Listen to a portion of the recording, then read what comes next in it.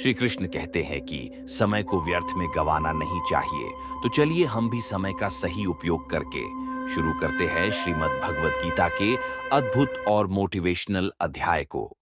भगवद गीता अध्याय 1 अर्जुन विषाद योग संक्षिप्त सार।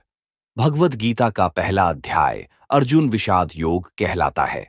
इसमें महाभारत के युद्ध के मैदान कुरुक्षेत्र में पांडवों और कौरवों की सेनाएं एक दूसरे के सामने खड़ी हैं।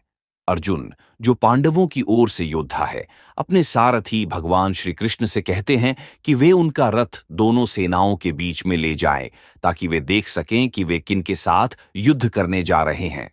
जब अर्जुन अपने संबंधियों, गुरुओं और मित्रों को विरोधी सेना में देखता है, तो वह दुखी और असमंजस में पड़ जाता है।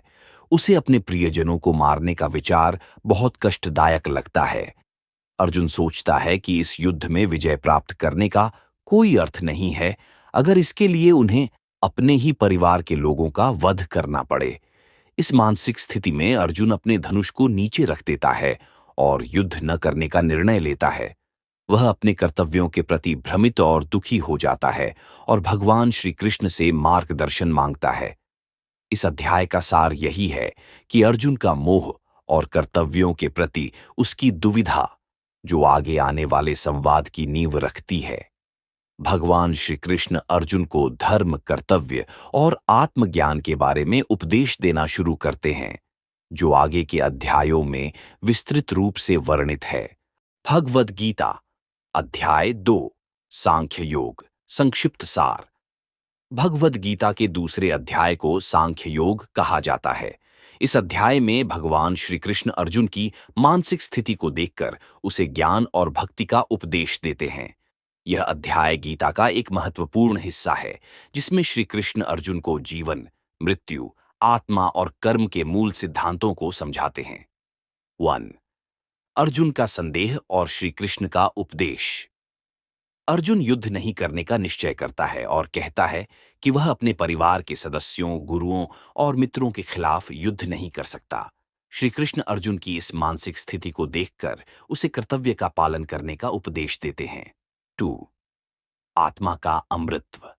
श्री कृष्ण बताते हैं कि आत्मा न जन्म लेती है और न मरती है। वह अविनाशी, अनादि और शाश्वत है। शरीर नश्वर है, लेकिन आत्मा अजर अमर है। इसलिए अर्जुन को शरीर के नाश से नहीं, बल्कि आत्मा की अनश्वरता को समझना चाहिए। 3 कर्तव्य और निष्काम कर्म। श्री कृष्ण अर्जुन को समझाते हैं कि उसे अपने कर्तव्यों का पालन निष्काम भाव, फल की इच्छा किए बिना से करना चाहिए। कर्म करना मनुष्य का अधिकार है, लेकिन कर्म के फल पर उसका अधिकार नहीं है। इस सिद्धांत को निष्काम कर्म योग कहा जाता है। 4 स्थित प्रज्ञा की स्थिति। श्री कृष्ण बताते हैं कि स्थित प्रज्ञ, जिसका चित्त स्थिर है, वही होता है जो सुख दुख, लाभ हानि और जय पराजय में संभाव रखता है। वह व्यक्ति जो अपनी इंद्रियों को वश में रखता है और स्थिर बुद्धि से कर्म करता है, वही स्थिर प्रज्ञ कहलाता है। 5 भ्रम और मोह का नाश। श्री कृष्ण अर्जुन को सलाह देते हैं कि उसे अपने मोह और भ्रम को त्याग कर अपने स्वधर्म का पालन करना चाहिए।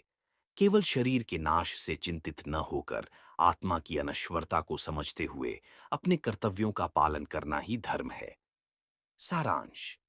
इस अध्याय में भगवान श्री कृष्ण अर्जुन को जीवन का सच्चा अर्थ और कर्म के सिद्धांत को समझाते हैं।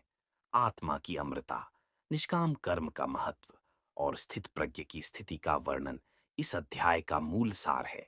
अर्जुन को यह ज्ञान प्राप्त होता है कि उसे अपने धर्म और कर्तव्य का पालन करना चाहिए, भले ही परिस्थितियां कैसी भी हों।